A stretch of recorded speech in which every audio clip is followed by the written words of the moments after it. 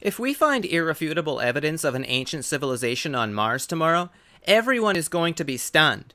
It's all the news will talk about for a few weeks. And then eventually, most of us will go back to not thinking about it. And when we tell future generations about it, they will shrug their metaphorical shoulders, because it's all they've ever known. I don't hear a lot of people my age get too excited about the fact that we put a man on the moon.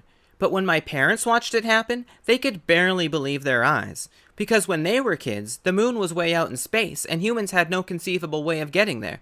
And then it happened, and they were stunned. It's all anybody could talk about for a few weeks.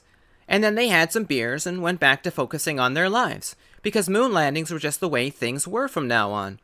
They'd be like, oh yeah, I remember that moon landing thing from a couple months ago. But did you see the game last night?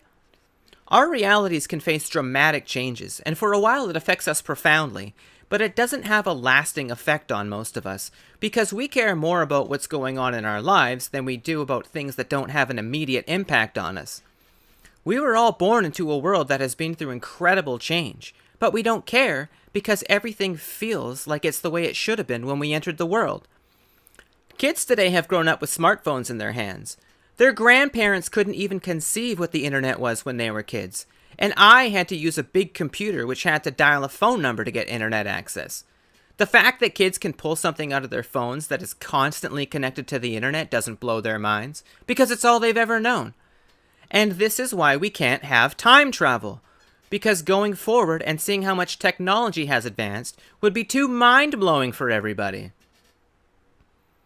Please leave a comment below if you ever landed on the moon. I would love to hear from you. And don't forget to land on that like button and thrust that subscribe button so you never miss another hilarious video by Scotty from Scotty's Thoughties again.